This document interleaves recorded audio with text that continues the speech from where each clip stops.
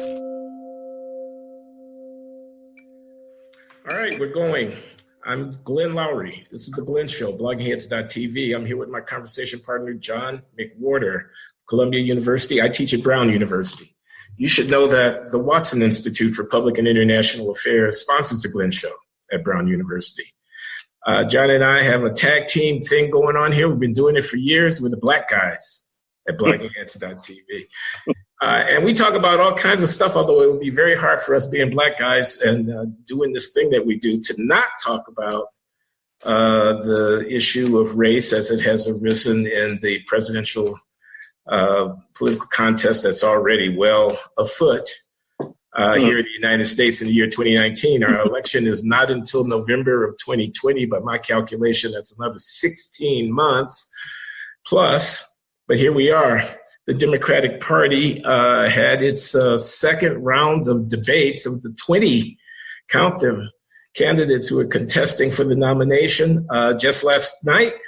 And John and I are here to give you a rundown on the issue of race as it got raised and bandied about in the debates. Were you satisfied with what you had to hear, what you heard there, John?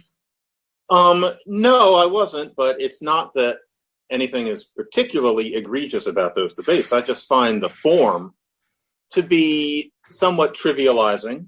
For one thing, nobody can talk long enough to make a real point. And more to the point, everything is kept to a rather ding-dong level that I guess a lot of those people who have many advanced degrees assume is all that the general public can handle. But for example, the idea that Joe Biden has some sort of blood on his hands because of his involvement in the crime bills of the early 90s is so oversimplified, given how many very black people were very much behind that legislation. And yet he almost lets himself get roasted up there by people like Cory Booker. Cory Booker, I know, understands that he's oversimplifying the situation, but I guess he's doing it because this is what you have to do to communicate with the public, although I think he's underestimating the public, at least to an extent. And then poor Biden, partly I think because of his age, some people age differently than others, partly because I think he's not used to being challenged, he's been really surprised over the past month, doesn't defend himself well.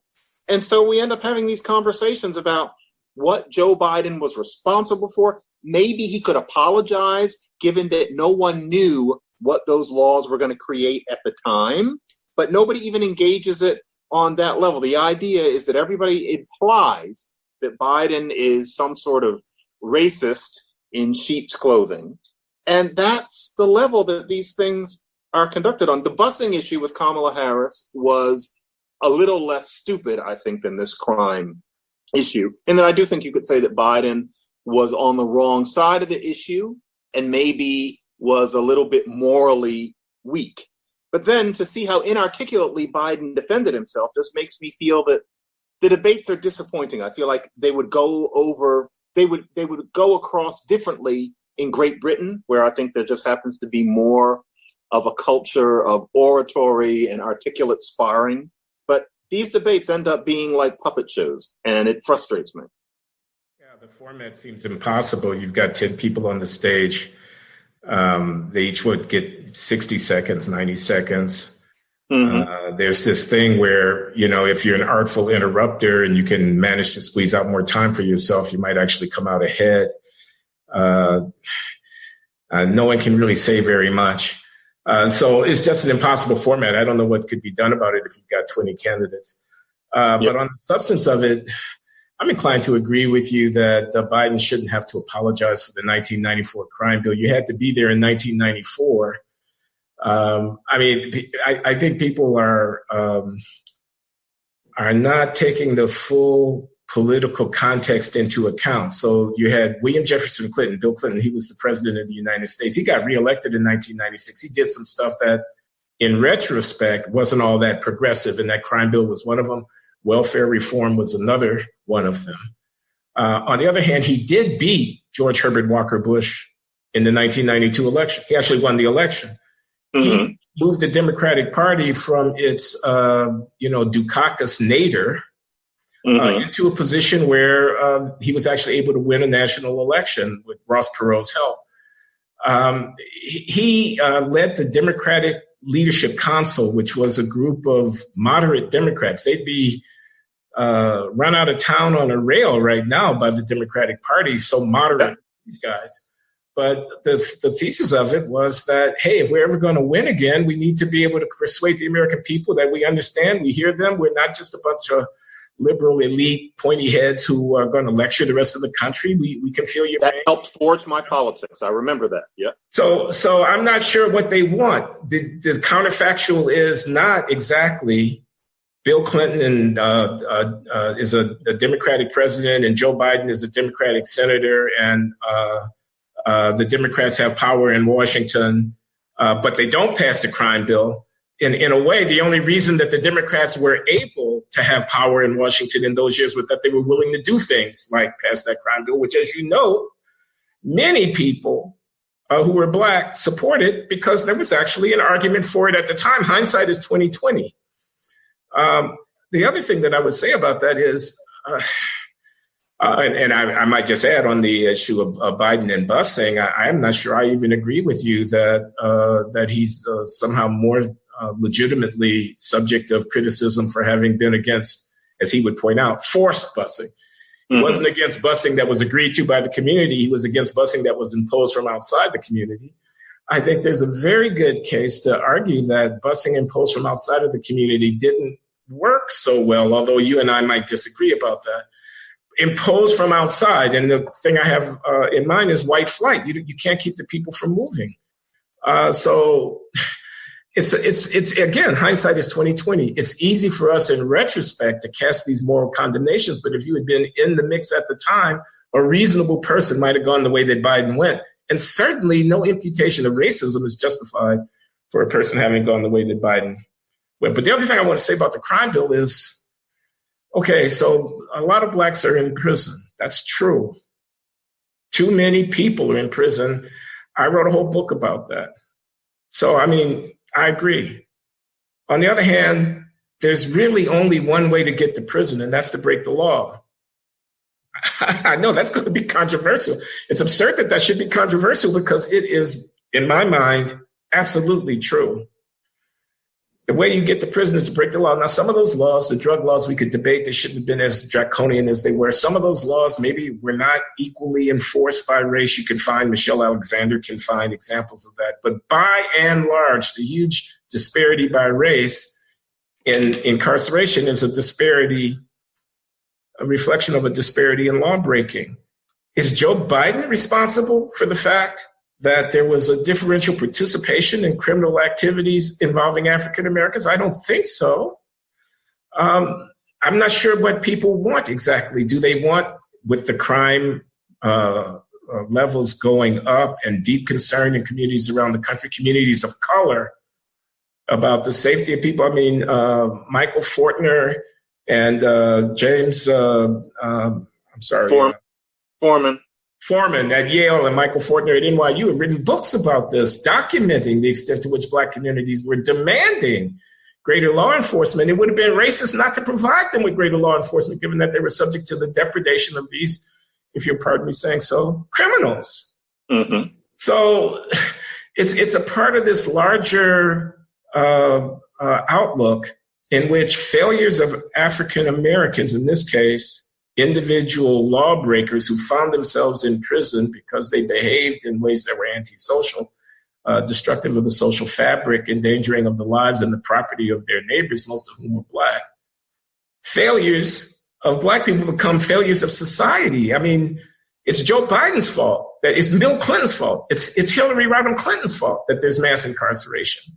And believe me, there are many, many white people in swing states around the country who are going to be less than convinced by that kind of moral argument.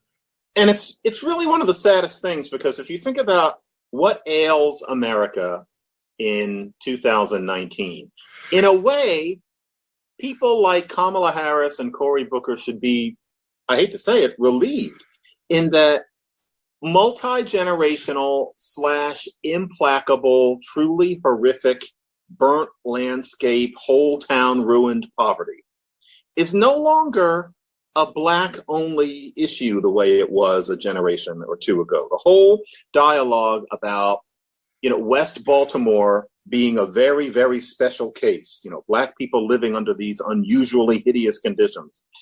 And, some people standing on the sidelines wondering why we're calling it the underclass and all of that. That is a debate now from 25 years ago, because we have an equally grinding kind of epidemic of lives of that kind being destroyed by opioids, and that does not have a Black face on it. That is, if we're going to call it a racialized problem, that's a white problem.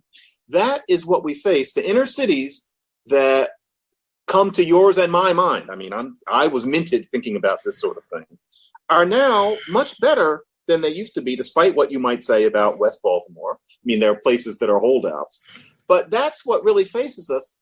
Whereas you have Harris and Booker and others up there jumping on poor Joe Biden about things that happened 25 years ago that don't really apply to the situation today. And so they're not really about how he would handle the presidency today, here in the future. What they're really doing codedly is saying, Joe Biden, you are on some level a racist. You are not significantly advanced. They don't think he's Archie Bunker, but they think he's not significantly advanced about race to be trusted to run the country today. When, of course, who thinks that he would do anything as president that would be harmful to Black people? Who thinks that the Clintons really were interested in harming Black people? So what this really is, it's the religion again. What these people are doing is saying, to be an honorable member of our society, you must be completely clean of the stain of any vein of racist sentiment, overt or subtle. And to bring that sort of thing, beyond the Ivy League, beyond the ivory tower, beyond College Town, beyond the cafes, to bring that into this race for the presidency is trivial. I think it's tacky, especially because if we're really talking about getting these bozo Republicans out of power, we have to think about politics. We have to talk about governorships. We have to talk about state houses. The whole obsession with the presidency is a little bit retrograde. And so it's really a shame, because that man ends up having to defend himself, and it's even worse that he's not very good at it, when really all of it is a kind of kabuki. And I think that everybody involved is worth better. And yet here we are stuck with that theater. Well, I think one of the things that is driving it is the structure of the Democratic Party nominating process that makes the South Carolina primary so very important in the dynamic. It's an early thing. And so you win in South Carolina, you prevail in the Iowa caucuses, you do well in the New Hampshire primary, and suddenly the field has been whittled down from 20 to 3, and you're one of those 3. So you want to do well in the South Carolina primary. Now, as it turns out, as everybody knows, South Carolina is a very red state. I don't think a Democrat has won a statewide election in South Carolina in the last generation. But of course, there is a Democratic Party in South Carolina. There are Democrats in South Carolina, and they are mostly Black. Mm-hmm. Okay? So you could call the South Carolina, with respect, I don't mean any disrespect to anybody, you could call it the Black primary. Okay, you saw what happened to Hillary Clinton when she went up against Barack Obama and to Bill Clinton in 2008. I don't know if y'all remember that or not. Obama won the South Carolina primary, largely on the strength of African-American support, because it is the Democratic Party in a deeply red state that is also in the South, and so most of those voters are Black. And Bill Clinton allowed as how, well, Jesse Jackson won down here too. It ain't no big deal. That's not a quote, but that's pretty much what he said. And the roof fell in on him for comparing Barack Obama to Jesse Jackson. And it wasn't an artful statement, no doubt about it. Well, Glenn, remember also what he actually said had the word fantasy in it. Oh, okay. I don't want to understate the fact that he said something offensive, because I agree that it was offensive. And what it does is it makes every candidate, very, very cautious about not being on the wrong side of the race question when they go into South Carolina for this primary. And so I think that's what's going on, that they're competing and that's why Biden has to be careful, because he doesn't want to get the same kind of outcome. But this is the thing, though. How many of those Black voters in South Carolina are thinking about a crime bill from the early 1990s. How much does that really drive how most of those people are going to vote, as opposed to hyper-educated people who read books by Michelle Alexander and pretend that ones by Fortner and Foreman don't exist, where the idea is that you're supposed to really think about the quote-unquote implications of what that man did way back when, Cheers had just gone off the air. And that worries me too, because as we have learned, it's at the point where our smarter white people are woker than most black people.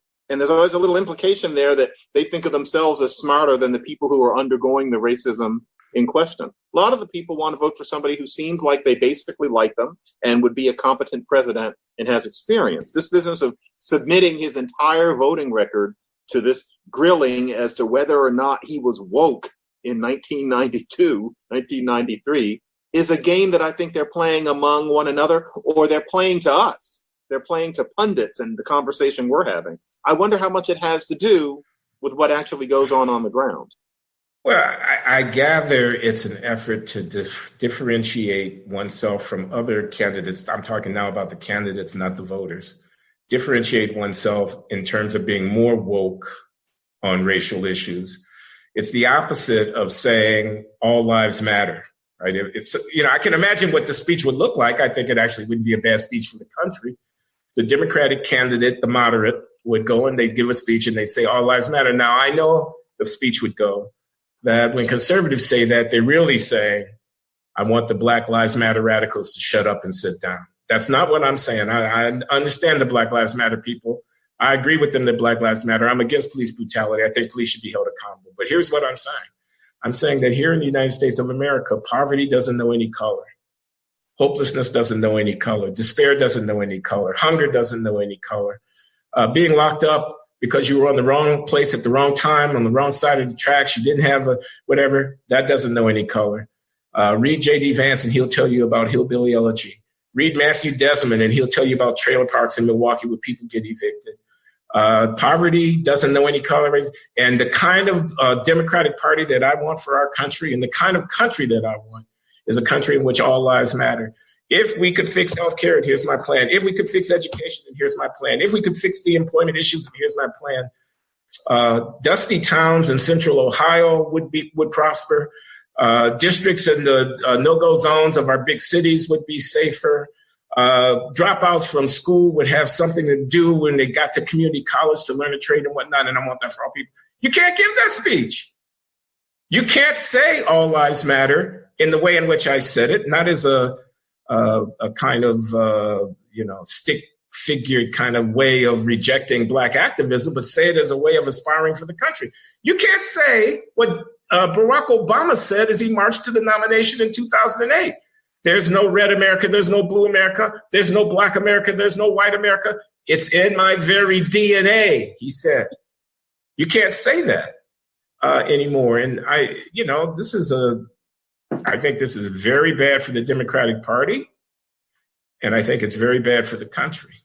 This relates to why I insist that one of the main reasons not to do reparations at this point is because once it happened, everybody, all the usual suspects would make sure to pretend not to think it was important.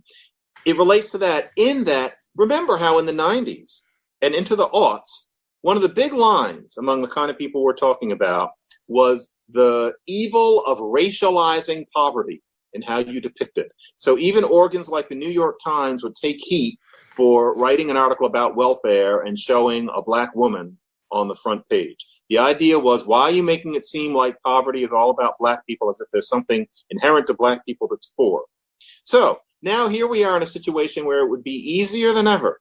There are whole award-winning books about deep white poverty. Poverty has less and less of a Black face. You can see it. It's no longer as disproportionate as it was even in reality.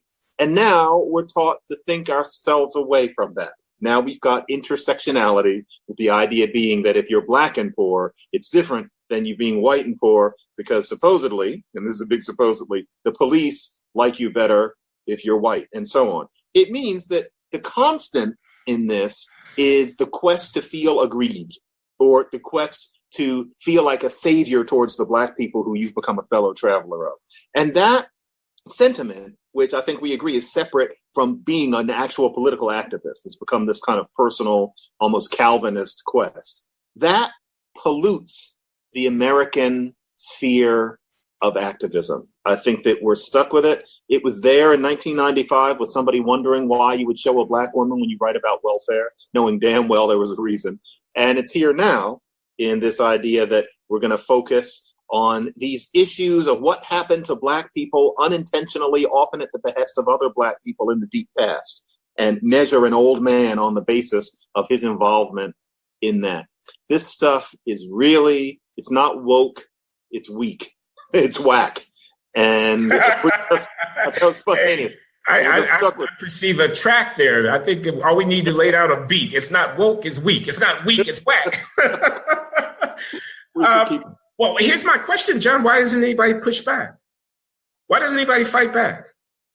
Well, I mean, amongst the progressives, why is there not somebody? I mean, isn't this a way of differentiating your product when there are 20 people that are competing for something that only one of them can get? This would be a way of differentiating your product.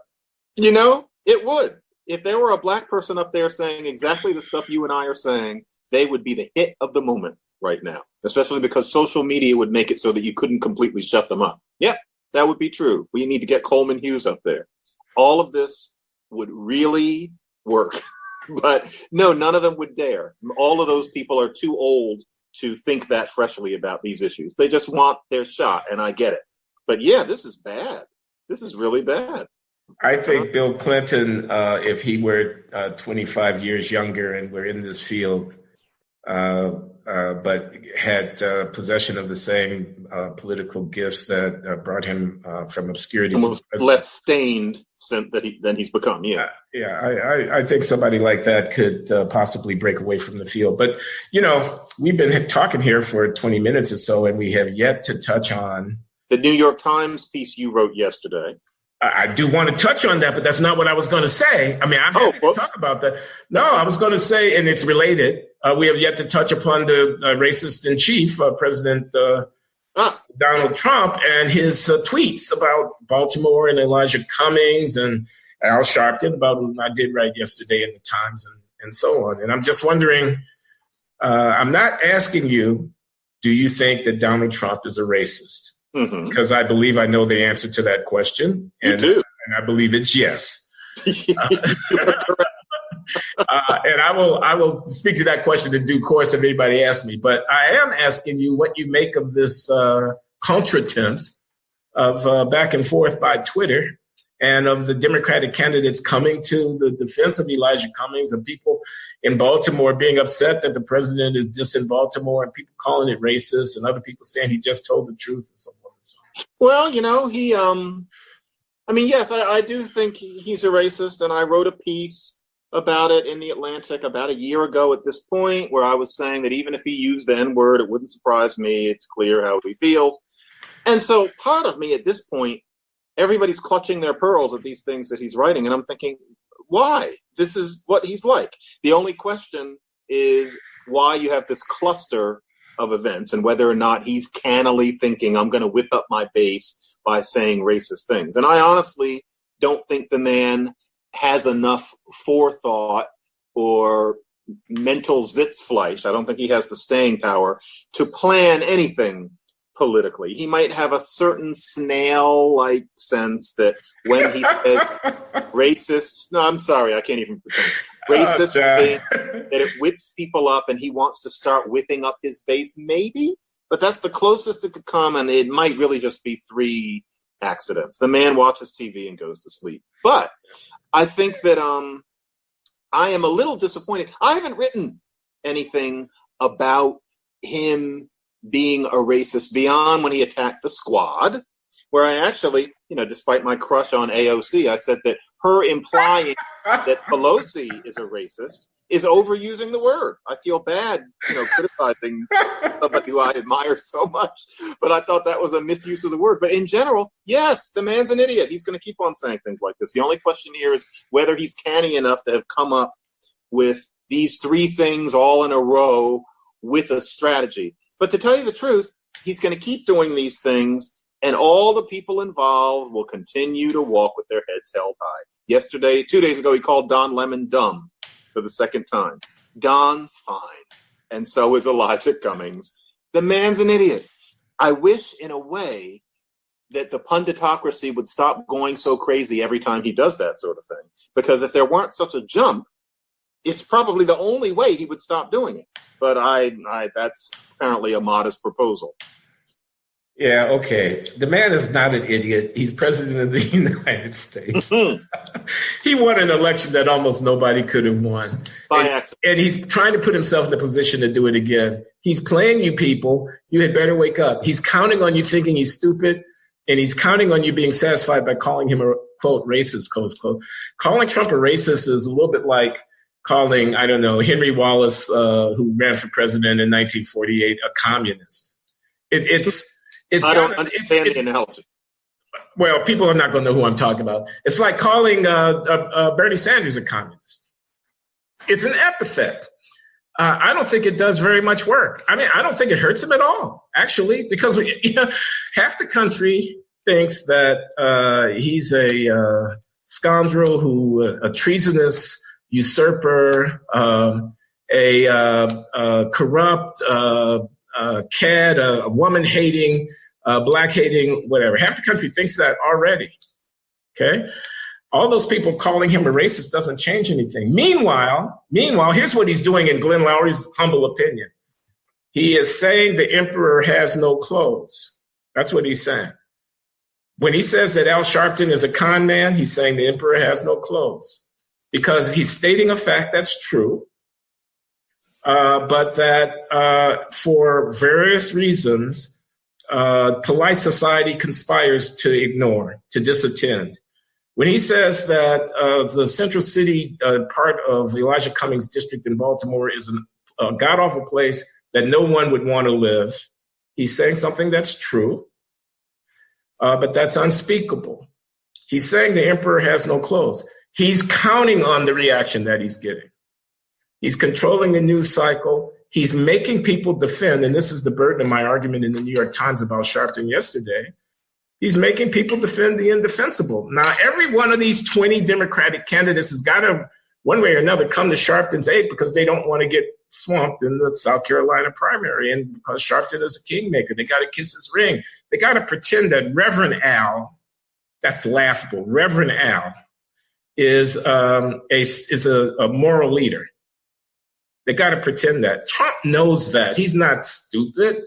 He knows that they have to pretend that Reverend Al is a moral leader. He also knows that Reverend Al is not a moral leader because he's not, okay? Not just because of his history, which is disgusting, and I detail it, but 25 years ago, 20 years ago, 30 years ago. Yeah, a guy's got a right to grow up. I agree with that. I'm not the same man now as I was 30 years ago. Please don't judge me by what I was 30 years ago. I'll take that point. But moral leader? Everybody knows that Al Sharpton is not a moral leader. Okay, maybe everybody doesn't, but enough people do. And Trump knows that enough people do. And he knows that Democrats have to defend. So he forces them to defend them. He forces them to defend the indefensible. That's not stupid. It's smart. You're making me think. Politically, it's smart. Sure. Now, Glenn. Okay. I know what you're going for, but I haven't ever seen anything from that particular man that suggests that kind of reasoning power. You're talking about somebody with real theory of mind who would be sitting there actually cogitating and imagining, I'm going to say something that everybody knows is true. They don't want to say it's true because they're all so PC, but that means they're going to yell and scream, and it's going to whip up my base of very fine people. That's too many steps for him. I hate to put you in this group, but sometimes I wonder whether a lot of the people who think that he's so canny have known many people who just aren't that bright. I mean, all human beings cannot be above average in intelligence. And in my life, for various reasons, some dating choices I'd made, 20, 30 years ago, 30 in particular. I've known people where that you can list a whole lot of great qualities, all sorts of things. Brightness is one of 100 ways you can be a good person. But they are not people with that kind of extended reasoning that you're imputing to that man. All he's doing is creating bumps. He's creating bumps because he knows that it gets his base excited. But the idea that he's doing it with the notion that nobody wants to admit this, even though it's true, and so I'm going to get him where it hurts. No. Why is it so important to you to think that he's stupid? It seems like that's really important, that you get some comfort out of thinking that the president is stupid. Thank you for saying what a lot of people would have said in the comments. No, I don't get any comfort out of it. It's just that it seems to be the most, to say to you, economical explanation for everything he does. I've never seen any indication of reasoning in the man. And if we're going to talk about somebody that important, I can't pull punches. And if we're going to analyze him, we have to understand that mentally the man is an animal. And that's part of why he's such a tragedy as a president. He doesn't. How does he succeed being so stupid? I know we're reprising a debate that we've had. You guys can look in the archives. I don't know, a year ago, 18 months ago, John McWhorter and I had a whole Blogging Heads discussion on Trump's IQ, which I think is, as a practical matter, I don't know what his paper and pencil IQ is. I think he knows how to fight. I think he knows how to win. That looks like what you need to know if you want to win. This is important because I know I have a snotty voice. I have certain credentials. A lot of people are going to think, he just loves lording it over the president. No, that's really not what it is. I have no investment in crowing that Donald Trump isn't intelligent or that anybody isn't intelligent. If it isn't him, I am as wary of talking about people's intelligence as anybody else. But in his case, if he were capable of even the basic kind of canny reasoning that you're implying, why would he have sat there and told Lester Holt that he fired James Comey because he didn't want to be investigated because of Russia? That was his mind. He's stupid, especially when he gets caught up in talking about himself. And if we're going to analyze the president, we have to call the spade a spade. Come on, it's not an IQ test. The presidency. Here's what I want to say. I agree with you about some of the blunders, and that Lester Holt statement certainly was one of them. Caused him no end of grief, and it was all self-inflicted. I agree with you about that. That was dumb. Doing that was dumb.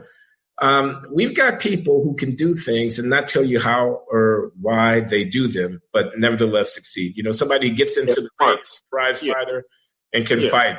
Somebody who's a practical businessman. They're in competition, and they can figure out how to maneuver and whatnot to get good, to make money. And they have instincts. They got gut. They got intuition. They whatever. They might not be able to solve a calculus problem, but, as a practical matter, you want them on your side if it comes down to a fight. And it strikes me that Trump has a lot of that. He's running circles around his opponents, it seems to be. Given the blunders that he has made, grab him by the pussy. How the heck did he survive that? Given this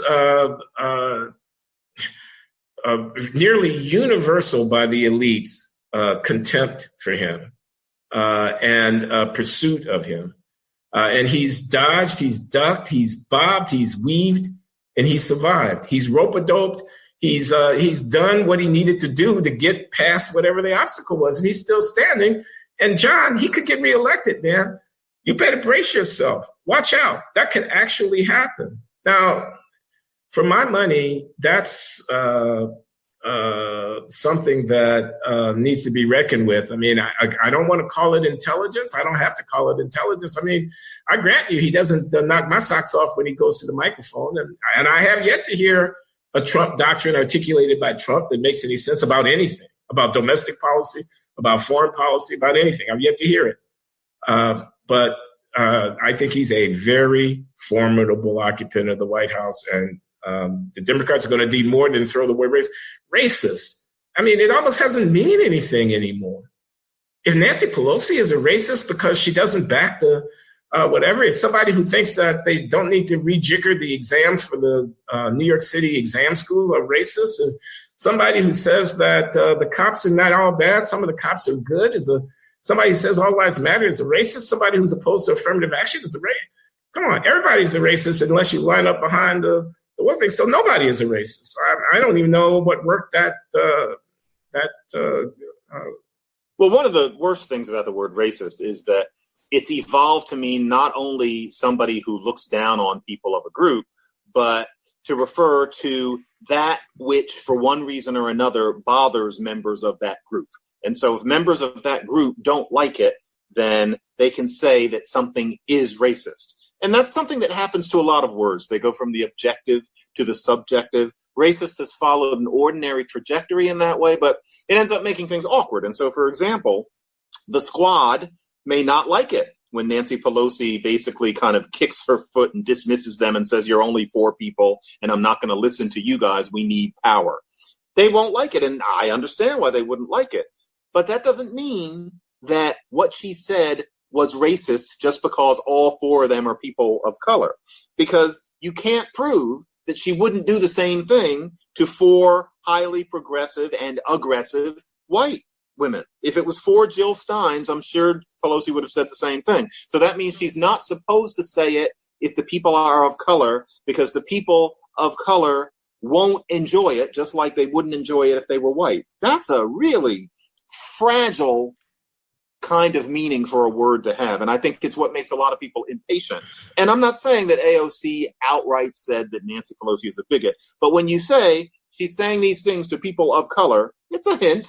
And I think that extension of the word racist is dismaying and dangerous. In Donald Trump's case, though, I think it's pretty clear that he does look down on people of other groups. And of course, he's not going to use that sentence, but it's there. The question is, what does it mean and how much does it end up mattering? And in terms of how little his administration does about anything, I certainly wasn't waiting for him to try to clean up the inner cities. And other than that, really, you end up thinking about voting rights. You end up thinking about civil rights and things like that. That's where that kind of thing can matter in terms of what he will simply refuse to pay attention to.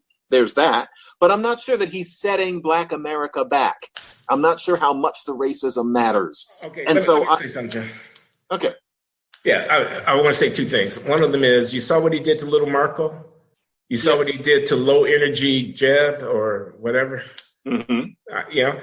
Trump doesn't care whether these people are black or white. If there were 4 wildly progressive congressmen who were gay, left-handed, transgender people, he'd be attacking them. If they were white guys from the South who were his enemies for whatever reason, he'd be attacking them. I don't see anything in Trump that allows you to conclude that if the objects of his criticism were not black, they were white, he wouldn't be criticizing them. I don't think that's true. He'd be criticizing them.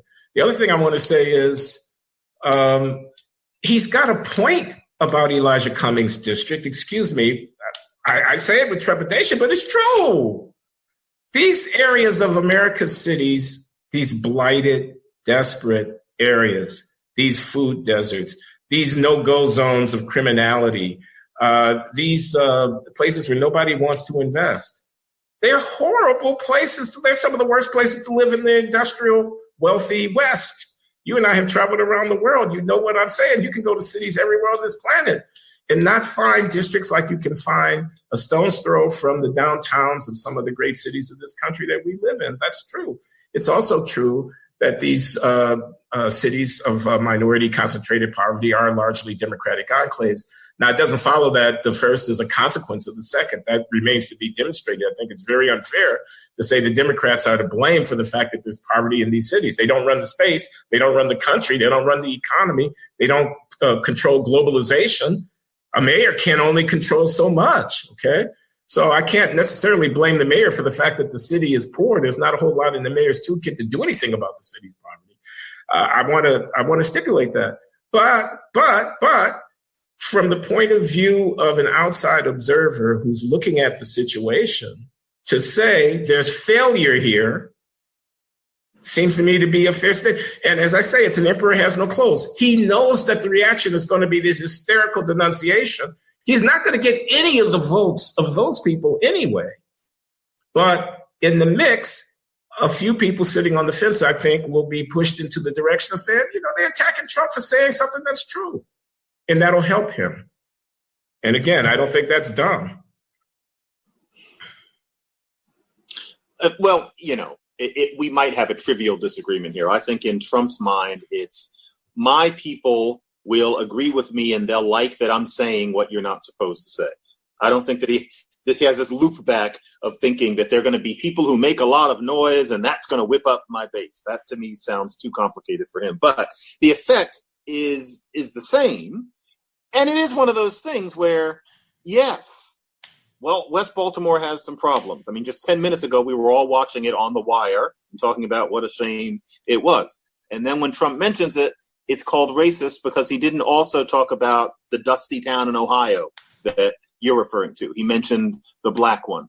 And there's an argument to be said that his condemnations of that sort seem to be, why is it only about the black town? Why has he not spoken that way about somewhere in Kentucky? Why has he not spoken that way about a bombed out little town in Connecticut? Now, if you ask me, I'll bet he's not terribly aware of that sort of thing. That would put him a little bit ahead of the curve. That's not what he does. He doesn't read. He doesn't have horizons. But still, it's an issue. Or, for example, he only refers to black people as dumb. So maybe you would say that, it's like a stand-up comedian and there are different things that are associated with different people. It's like old vaudeville or something like that. But, Don Lemon as dumb. Yeah, there are all sorts of things people might say about Don Lemon, unfortunately, but why does it have to be that he's stupid? And if you look at the stupid ones, it's always the black ones. I go further, John. Maxine Waters is not stupid either. No. She's venal. She's not stupid. I'm not a big fan of Maxine Waters, but she ain't dumb. I can tell you that much. But Glenn, we're also, I hate to retread this. Yeah. Al Sharpton, say the past 15 years. Don't you think you ought to hold up on him a little bit? I mean, all that you wrote about in the Times is true. And I used to write about Al Sharpton the same way. But, and this is not just because one day he brought me into his dressing room and he was nice, as we talked about once. That was fine. But I mean, just in terms of what he does, to be honest, from what I see of Al Sharpton these days, it isn't much. He shows up at certain sites and he serves as a kind of conciliator and as somebody who is kind of a conduit between powerless people and the powerful. But he hasn't really mattered that much since about 2004. He has a TV show which I believe doesn't have very high ratings. And there you go. Why are you so angry at him still? Okay, so here's the thing. Crown Heights, 1991, New York City. So a Lubavitch Hasidic Jewish rabbi has a motorcade. It gets into a car accident going through an intersection, rambles out of control and hits a black kid and kills him. The incident occasions a riot because word spreads by rumor that the black kid has been killed by a Jewish.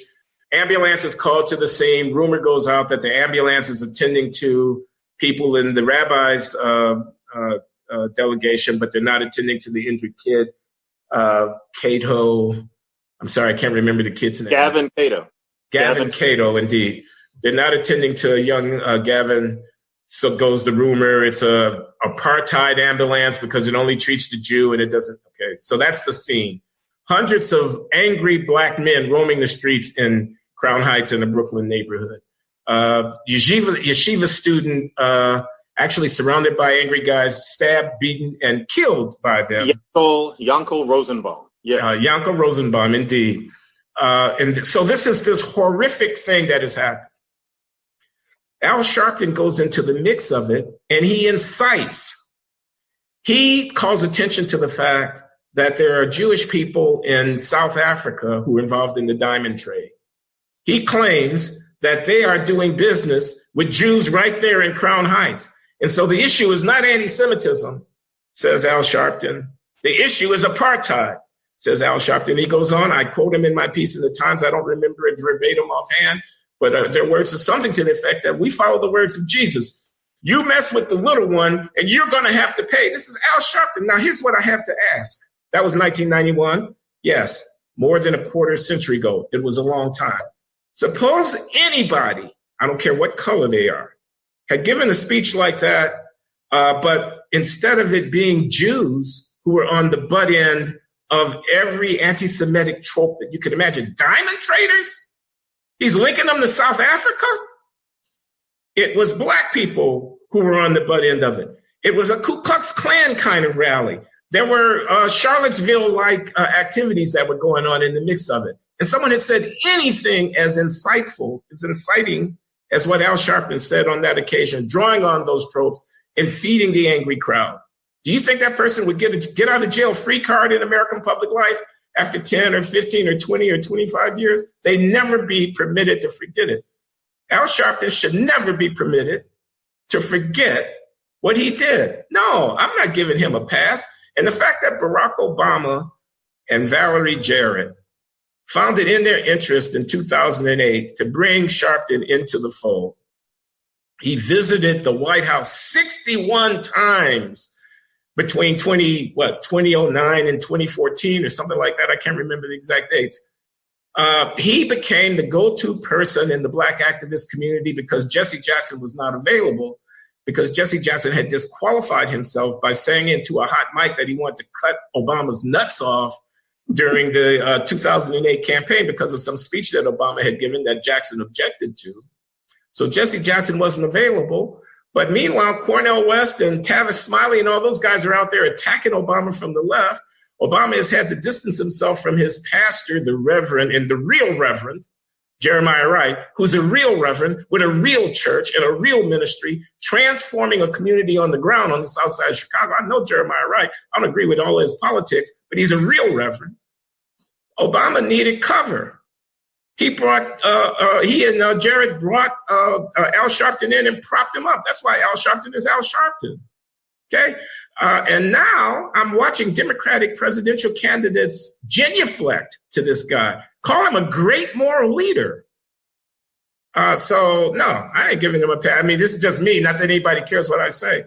But I think your history of him, and you were there too, and maybe I'm wrong, but I think you're giving that Obama 2008 era a little too much credit for his resuscitation. Al Sharpton becomes legit it was either 2000 or 2001 when Jesse Jackson was revealed to have fathered a love child with a woman, and all of that having been going on while he was ministering to Bill Clinton during the Clinton's problems in 1998. Quietly, like nobody, it wasn't written in skywriting at the time, but nobody's ever heard anything important from Jesse Jackson actually since then. And it was around that time that the mainstream media started propping Al Sharpton up as the heir to Jesse Jackson. And that's what happened. And that's why, for example, when he quote unquote ran for president in 2004, that got a lot of coverage. And that was part of this new Al Sharpton in the New York Times running these respectful stories, etc. So I think it had already happened by the time the Obama mania had happened. But you're getting me thinking. I think anybody should be forgiven after a certain statute of limitations. I'm not sure when it should be, but a generation is long enough. But your point is definitely there that a white equivalent of Sharpton would not, by these people, ever be forgiven. Whereas with Sharpton, everybody lets their memories fade of things that happened about 10 minutes ago. And that is an indication that they think we're children. It's an indication that on a certain subtle level, and here I am using the racist charge, but I believe this, on a certain subtle level, all of those people think that black people cannot be held responsible for their actions to the extent that white people can. It is a very subtle, nowadays it's interesting, we use the word bigotry to mean the subtler kind. It's a subtler form of bigotry. I understand your disgust, but I can't help seeing the current Al Sharpton as, frankly, and I don't think he watches us, and so I'm going to just say what I'm thinking, a kind of small-time person doing his best with a small flock and trying to especially do some things for people black people whose sons get killed by the police.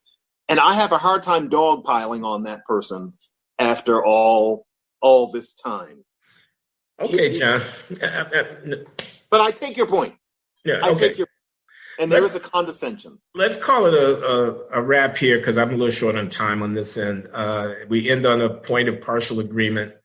And I do want to say, obviously, the guy that if you had just heard of Al Sharpton from his MSNBC show, you think he was peculiar looking, talking, but predictably kind of left liberal political analyst, MSNBC Democratic analyst Al Sharpton, commenting on with a good relationship with the former Democratic president. And, he's got a little national organization running around talking about civil rights.